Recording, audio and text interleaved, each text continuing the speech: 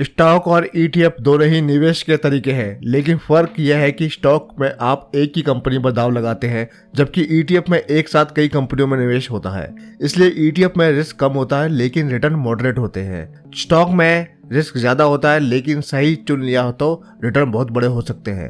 अब सवाल यह है कि एक मिडिल क्लास इंसान को क्या चुनना चाहिए। चलिए इसे समझते हैं कहानी के जरिए। एक छोटे शहर में रहने वाला एक आदमी था, रमेश। एक टिपिकल मिडिल क्लास इंसान, सैलरी लिमिटेड, जिम्मेदारी अनलिमिटेड, सपने बड़े लेकिन डर उससे भी बड़ा। हर महीने सैलरी आती, ईएमआई, किराया, बच्चे की फीस और महीने के एंड में वॉलेट खाली। एक दिन उसने अपने दोस्त सुरेश को देखा। वो बहुत खुश हुआ, फोन पर कुछ देख रहा था और मुस्कुरा रहा था। रमेश ने पूछा, क्या बात है, लॉटरी लग गई क्या? सुरेश हंसा, नहीं भाई, ये देख, मेरा इन्वेस्टमेंट ग्रो हो रहा है। रमेश चौंक गया, इन्वेस्टमेंट?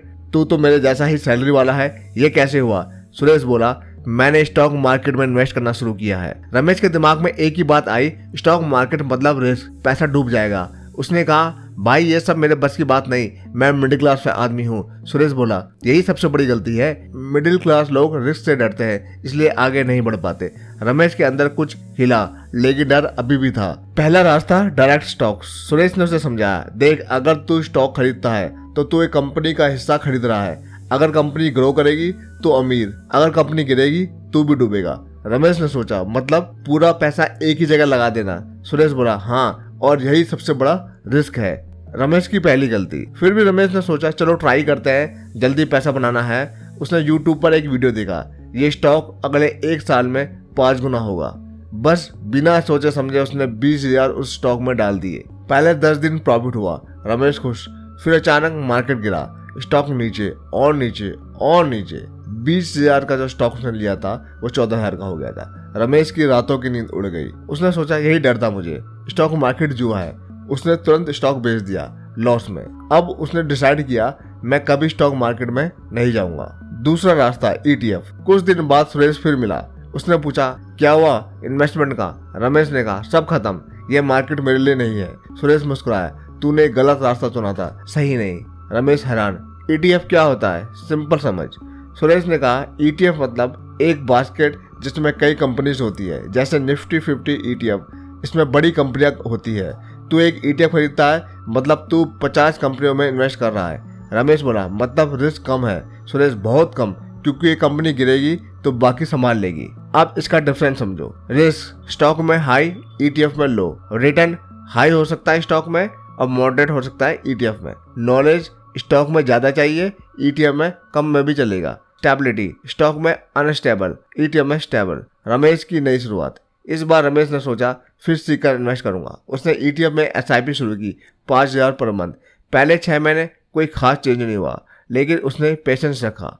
1 साल के बाद रमेश ने ऐप खोला। 60,000 इन्वेस्ट किए थे तो उसके 68,000 हो चुके थे। छोटा गेन हुआ लेकिन स्टेबल। उसने सोचा, ये सेफ है, मैं इसे बढ़ा सकता हूँ। धीरे धीरे कॉन्फिडेंस आया। एसआईपी 5,000 से उसने 8,000 करी, फिर उसने 10,000 करी। अब उसे मार्केट से डर नहीं लग रहा था। रमेश को समझ में आ गया था, स्टॉक मार्केट जुआ नहीं है, गलत तरीका जुआ है। बिना नॉलेज के स्टॉक खरीदना गैम्बल है। ईटीएफ में लॉन्ग टर्म इन्वेस्ट करना स्मार्ट मूव है। अब उसने नई स्ट्रेटेजी बनाई। 80% पैसा ईटीएफ में सेफ ग्रोथ में रखा, 20% पैसा अच्छे stock, learning plus high return chance.